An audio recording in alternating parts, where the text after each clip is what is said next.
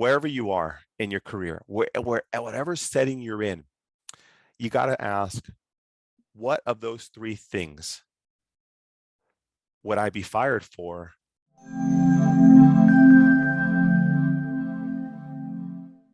Hi, everyone. Welcome back to the podcast. Welcome all new listeners. Welcome back to those who have heard my content in the past. If you don't know, a lot of this is actually recorded on YouTube. So if that's your thing, head on over to YouTube. Welcome back. What is new in life before we head into this podcast? What is up? What is happening? I have completed probably 18 to like 24, 25 hours of reviews with my team, with my wife, with my family, with my team, everything about getting ready for the new year, and just launching and planning out the next 4 quarters. Vacations, courses. Don't forget, we got 2 more months until the first course of the year. I think it's March 12th and 13th of 2022, if you're listening to this in retrospect. So March 22 or March 12th, be ready for that. It's in San Diego, and then we have a couple courses lined up as well. So getting all those things lined up, and life is good. Life is good. I'm watching my kids are back in soccer. My son Jacob is almost ready to crawl, and I am excited to see that, but I'm not excited at the same time, just because of what's about to happen after that. All right, on to this podcast. Getting fired in pro sports and beyond. I mean, this is really the clinic. I wanted to share some stories about my personal experiences in pro sports. I did it for about a decade in different capacities, from large corporation to smaller companies to personal one-on-one concierge, traveling with an athlete in Europe. And I learned a lot. And in terms of getting fired, it's a real thing in pro sports. It's your day, your job is at stake every day. It really is. It's just a lot of pressure, because it's based on performance, and it's performance of not only you but the person you're serving, so that they can perform at their best.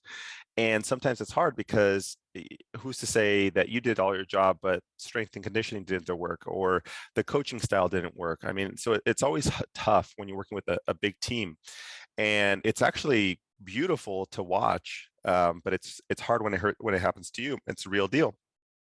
So I want to tell some stories about pro sports, and working in pro sports is a small community. You learn about other people and how the process works, and in the clinic setting as well. It's a real deal, and you can be fired. And I bring up this conversation because it's conversations what I've had personally with my team recently, in that what does it take to maintain and enjoy the work that you do, be good at it, and stay the course, stay head above water, and enjoy your job at the same time. And we've had multiple discussions about, like, what would you ever fire anybody? And I want to share like my thoughts and my opinions on this. And a lot stems from just my personal past in pro sports, and understanding the mindset of like how a team functions. And it's all about the team. It really is. And with the athlete or the patient or the client in the center. And so today I want to share 3 things, 3 reasons why people get fired, but then also share a couple stories about pro sports. So I'll tell you, I'll open with, in pro sports, you work long hours. It's high pressure. And most of the most successful people that I've seen in the pro setting are clinicians. Like, and I'm not just talking about PTs, I'm talking about everybody, right? Like, when you look at a team, it's basically a Venn diagram around the central person, the athlete. You've got nutritionists, massage therapists, PTs, physicians, you name it. There's all these people, and they all have kind of a Venn diagram, and everyone has a little bit of overlap over the center person. And when the ball drops and that person, that athlete doesn't succeed, then it's like, okay, where did this go wrong? And in the professional world, from a medical standpoint, you always look at, was this preventable? And most musculoskeletal injuries, if they're non-traumatic, they would define as preventable. Non-traumatic. So For instance, if you have a muscular strain, they would argue that is preventable. Now, that could have been in the off season, building up strength, resilience, and the tendons and the muscles and everything else that you're doing, working with strength conditioning to develop that. Or was it that they didn't have the best warm up? So is that strength conditioning, or is that the medical staff? Or they were rehabbing a mid belly hamstring strain and we let them go out too early. So the fingers always start to get like pointed, like what happened, right? So when I watch the NFL or watch NHL or watch any other sport, somebody gets hurt, like my radar goes up. Where's the finger on this one? Where's it going? Because it could be medical, it could be strength, it could be the coach, it could be the coach, the specific sub coach of that. So is it the head coach? Was it the GM who selected the wrong player? Or there's so many factors. And to get fired, I mean, there's really 3 reasons. So let me outline a couple of them.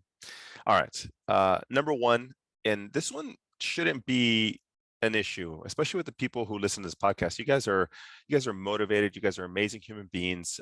You want to become more. You're passionate about what you do, and the number one thing that'll get you fired is integrity, or your anything having to do with your integrity. So lying, cheating, stealing, the fundamentals, like the things that your parents taught you, like the absolute fundamentals that really shouldn't be a conversation on this podcast, but I have to outline it. Number one, that'll get you fired real fast. I've worked in different arenas, and I've seen people get fired and terminated over theft, over small, petty things in the grand scheme that just don't make sense, or text messaging, or getting to know athletes outside of the realm. And this is real deal, real deal. So if you're in pro sports, you get to know your athletes very well. And I worked for the Olympic Training Center, and we worked with the athletes one-on-one. I mean, like hours a day. We'd see them. It's kind of like a campus. So there's a dining hall, there's medical staff, there's track and field, there's the strength room, and then they have their dorms. And so you'd see them all over campus all the time. So you wave at them, you get to know them. And then the tricky part is, and you have to realize this, medical staff, don't forget, you're there to do a job, one job, keep them healthy. That's it. Don't you dare forget that. You might get comfortable in your position, like, oh, they start to become your friend. No, they become your athlete, and you're there to keep them healthy. I don't care how close you get. And I tell my staff, my team, the same thing. No matter what, the minute that you create a little bit too much connection, you lose sight of what your role is. And your role is to take care of them. And then your emotions become a challenge. And now you're not thinking logically. If you listen to one of my, I can't even remember which podcast I did, that you're going to think 2 ways, emotionally and logically. If emotions stay too high, you're going to have a challenge. You get to know them, and now that biases your opinions. Like, hey, should be more conservative, more aggressive. You got to keep the logic there. That's what you're paid to do. That's your job is. Just take care of them. So, number one, your integrity, maintain it. Don't do anything. Don't be a knucklehead. Just do it right. Just like your parents taught you. All right, that's number one.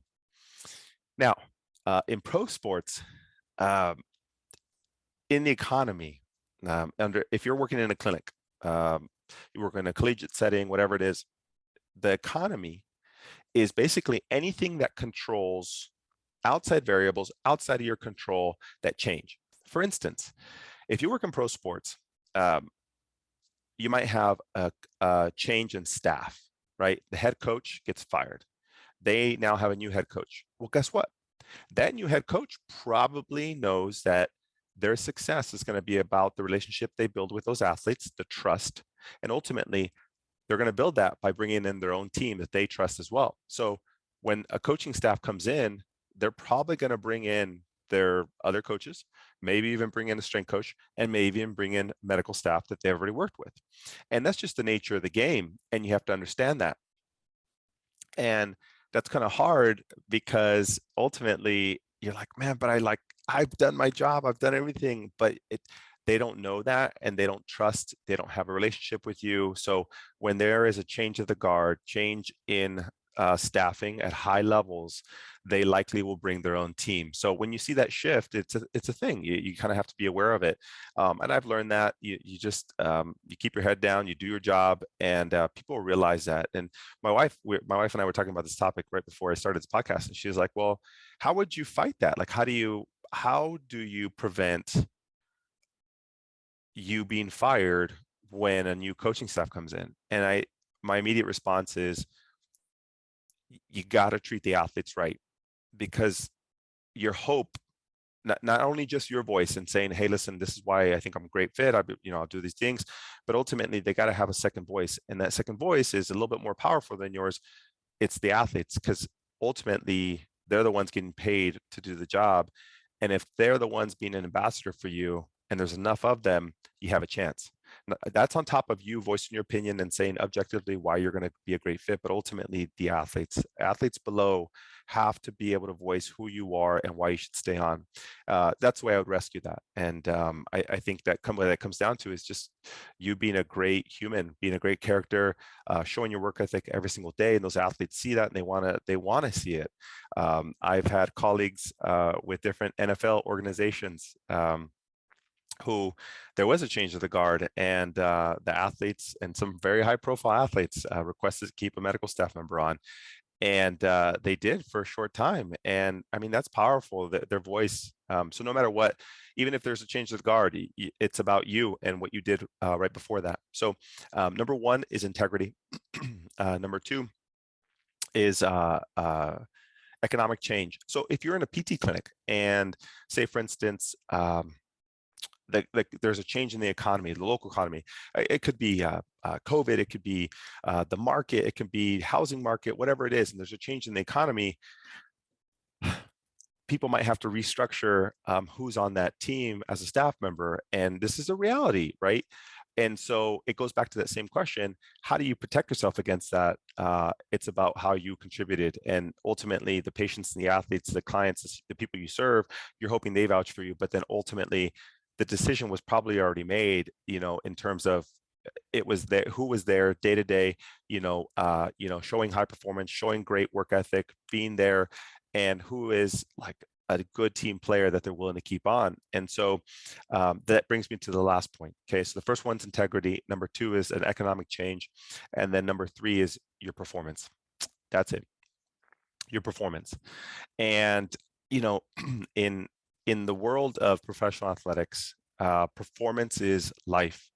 And what I mean by that is, objectively, when I came into professional setting, my framework has been movement. Like I love movement. Like I understand it. I get it. I learned from Shirley Sarman. I've taken Gray Cook's courses. I've worked with him. I've done different things that help give me a strong framework.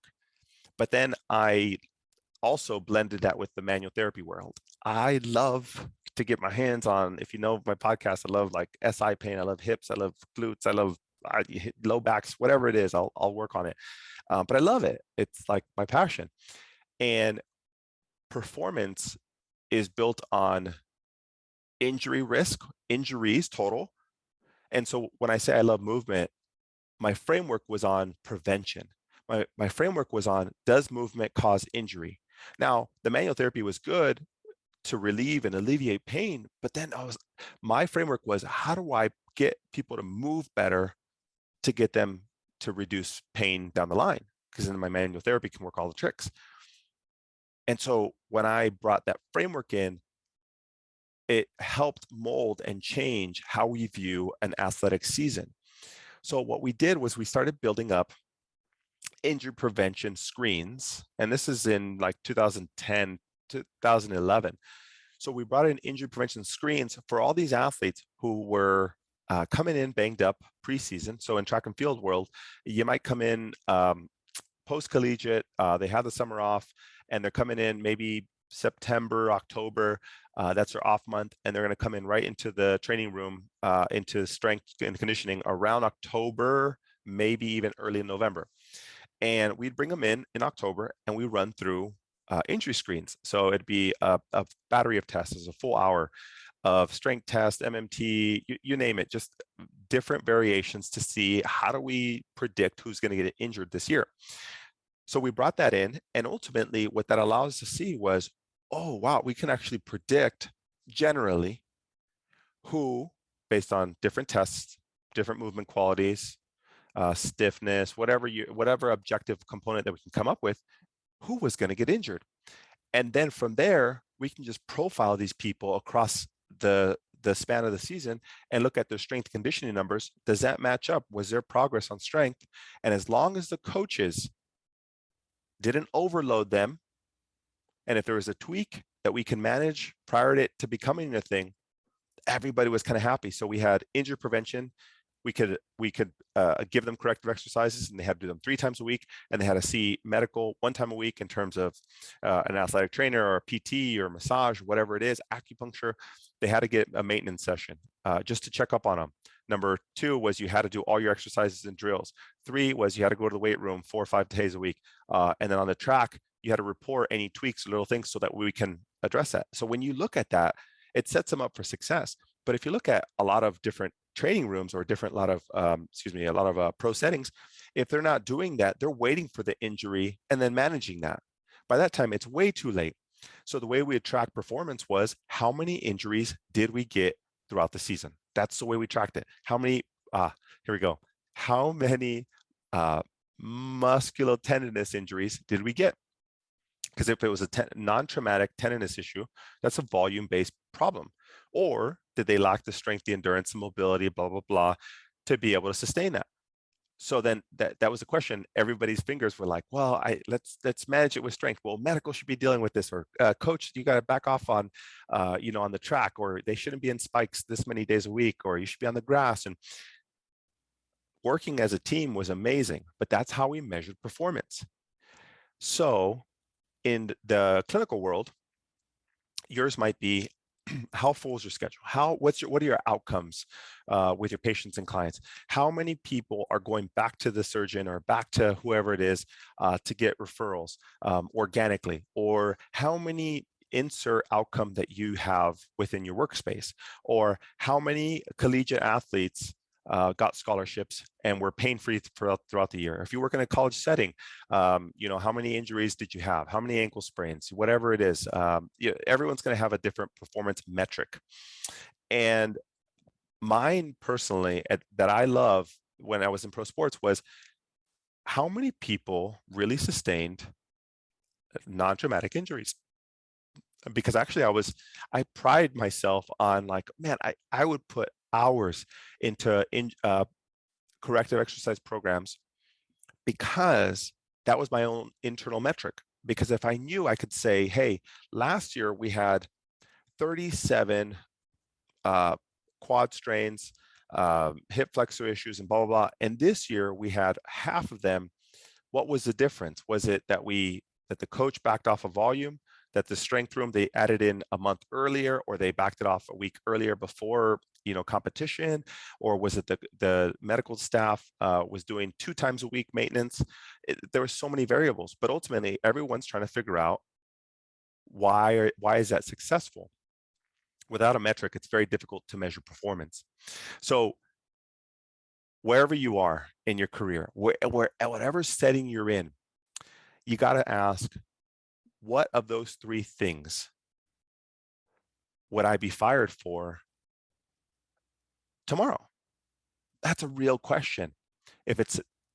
You shouldn't have an integrity problem. Like, you should be like crushing it. Like, why would you spoil something? So you worked, for many of you, I don't know if you're in PT school, I don't know if you're in a master's program or a DPT or PhD program. Well, I don't care. Wherever you are, if you've worked 4 years undergrad, 2 years master, 3 years doctorate, 18 years PhD, why would you ruin something for an integrity-based problem after all those years of hard work? Just doesn't make sense. You're thinking emotionally, not logically. All right, number 2, economic change. You can't predict that. That is outside your role. However, you can protect it by maintaining high performance all the time. That's how you protect it. So if a new coaching staff, a new management staff, so say you work in a clinic or a collegiate setting, and they come in with new management, you got to be like, oh, radars are on, I see, but didn't matter, because there was 6 months, 8 months, 2 years of work ahead of that with amazing athletes who are and patients and clients who are like, hey, no, they got to stay. I'm in. They leave, I'm leaving, right? One of those things. And you know, you want your leadership team to understand that. So that's why you would protect against an economic change. And the last one is performance. You got to understand. You got to crush it every day, every single day. And it's exhausting. I have this same talk with my staff and team all the time. I had a performance review in the last month, and we do these every 3 months. And they're essential. I hate the term review. It's a progress check, a tune-up. I don't know. Yeah, but it's not to tell you, you know, what you're doing wrong. It's to figure out like what you need next to be able to get to that next level. And they looked at me and I said, you're not where you're at. You're not where you need to be. And they said, I feel that I am. And we went through it, and I was like, here are the 3 reasons why. You gotta work on this. You gotta be independent with this. And these metrics are still not strong. And they looked at me and they're like, you're right.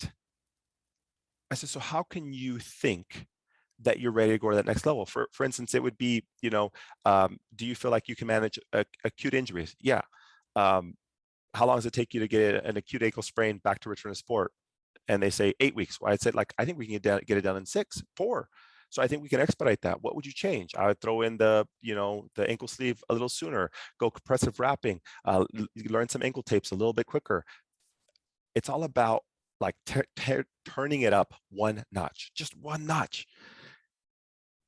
Because I come from the standard of the like pro athletes. Like, I want to get people better, and it's keeping people at the center of that. Like, never about your pride, never about anything that you know. This is not about you. This is about serving other people. We're in the business of helping other people, and sometimes when your pride or your ego gets in the way, that's a challenge.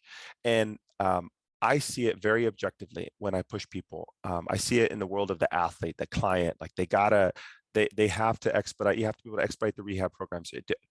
Are they walking through that door asking for you? Are they pumped about your sessions? So this person took it. They took it as harsh, and afterwards, you know, we're all good, and they said, you know what, because I really appreciate that feedback. I thought I was where I needed to be, and I understand what my next goals are. So for next quarter, I'd like to be there. I was like, perfect. But nobody is going to push you like that.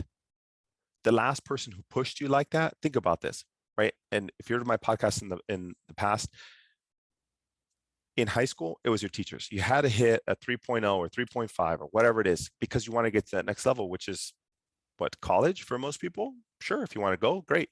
So you hit a 3.725 or 4.2, whatever it is. You had a metric to get you to that next thing.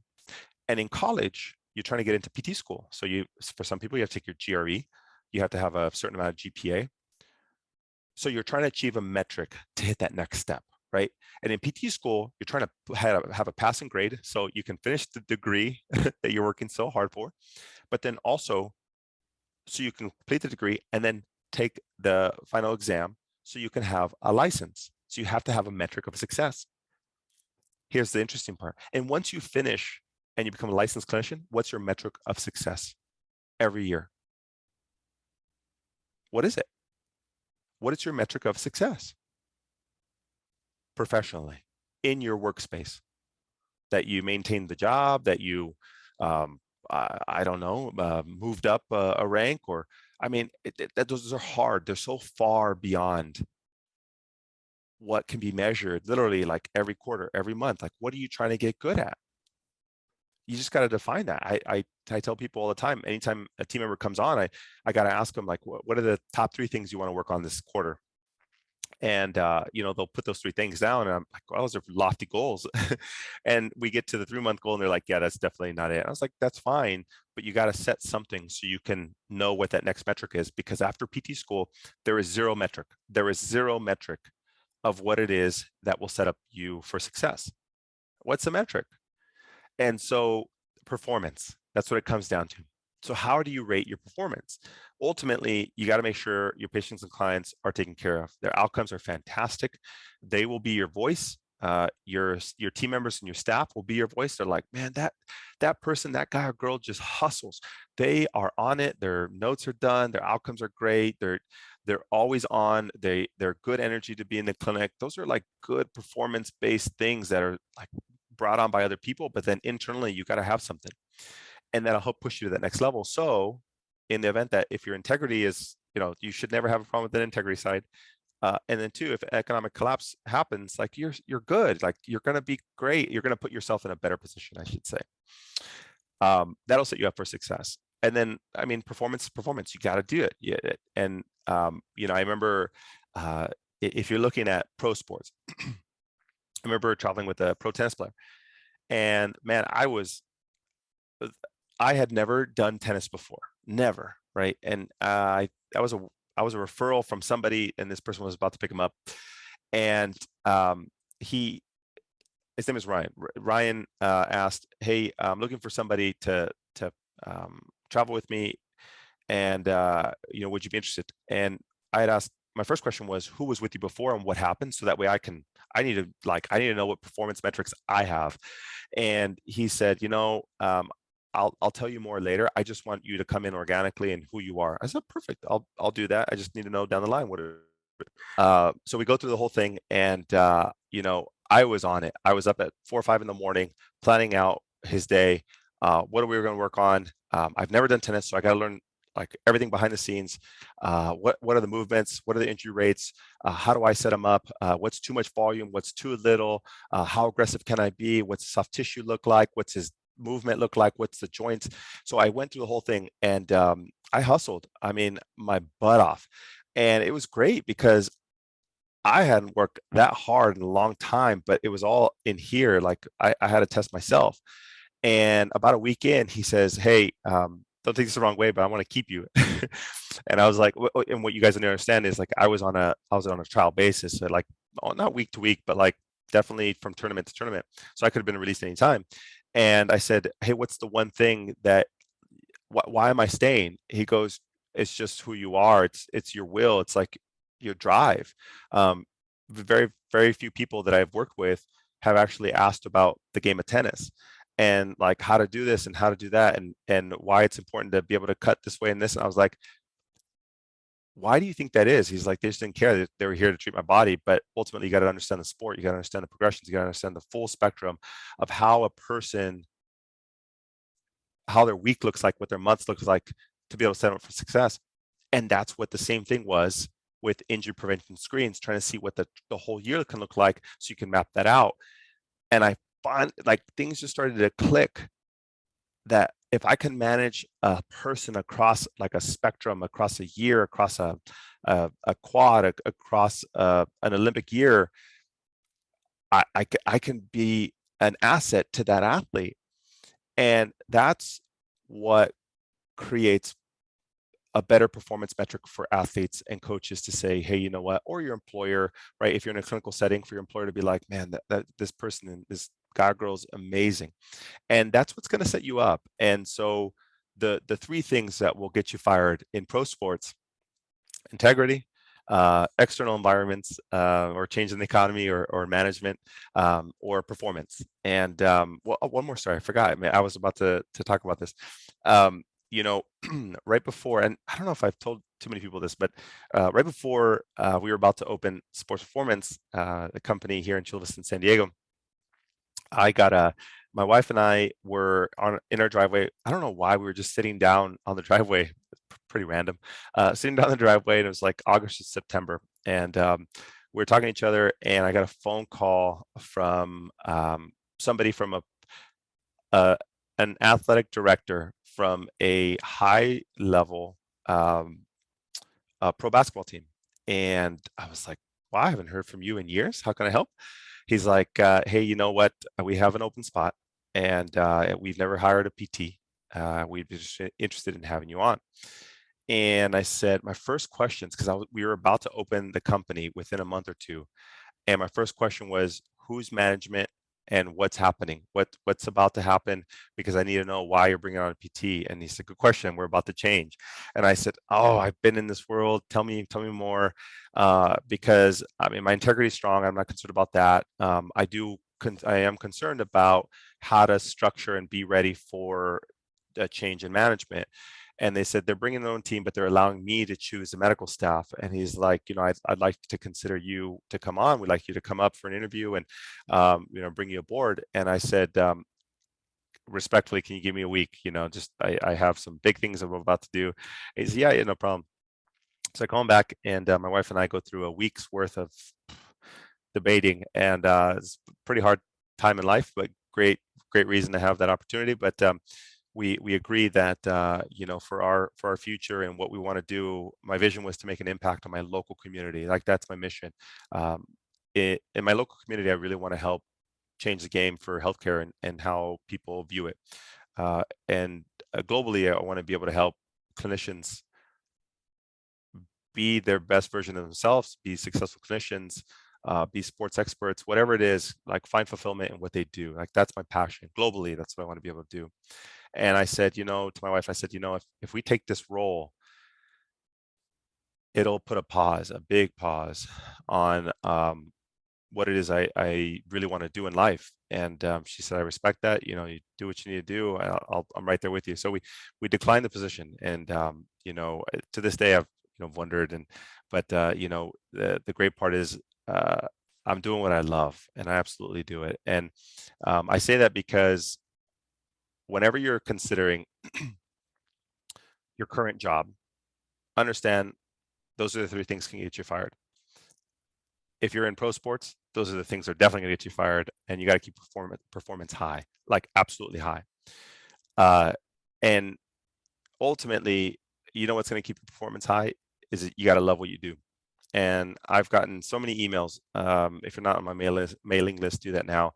drchrisgarcia.com/mailing-list, and jump on that. And when I write emails or I put posts out, people will say, I'm just struggling at my work. Like, I'm pushing paper, I'm seeing people, I'm just not like loving it. And that affects ultimately your performance. Like, why does performance drop? Because you're not enjoying it, right? Like, internally, you're just like, why am I doing this? And so you got to see that your performance needs to stay high. You committed to this. Like, don't forget that you're committed. So you got to do that, because ultimately those are the people who are going to vouch for you or not down the line. So I highly encourage you to focus on your performance, find a metric of success, whatever that is for you. And for me, I love growing our team. I love pushing them to be great humans, like better professionals, just you name it. I'm going to push for me. So my metric of success is just seeing their success as well. And, when we start doing these courses this year, March 12th and 13th of 2022 in San Diego, I'd love for you to be there. If you're interested in learning more about acute injury management, about managing people, athletes, whatever it is, I'd love for you to be there. It's a time for you to hang out with me, my team. We've got some great things planned. It's going to be different. I promise you that. It's not a typical, here's the outline and here's the 50 things that I want you to get across, and here's how to mobilize the shoulder. It's not that. It's really understanding how to manage people, and understand that if you are fulfilled and you love what you do, performance is secondary. It's too easy. It's too easy to be able to enjoy work. And so I think we lose sight of that. And I promise you, there's some fundamentals that you're missing, you're not seeing, that would help you out dramatically. So I hope to see you at the course. I'm excited. If you have any questions, email me, Dr. Chris, at drchrisgarcia.com. I'm excited to see you there. If not, then I will continue to see you on the podcast, if not on my YouTube channel, if not on Instagram. And I hope you guys are doing great. Hope you enjoyed the podcast. This is something that has come up in conversations with my team and my wife, and understanding that it's really easy. You just got to keep your performance high, like love what you do, and everything is like super straightforward, and everything kind of comes in line. So I hope that helps, and I will see you guys on the next episode. Take care.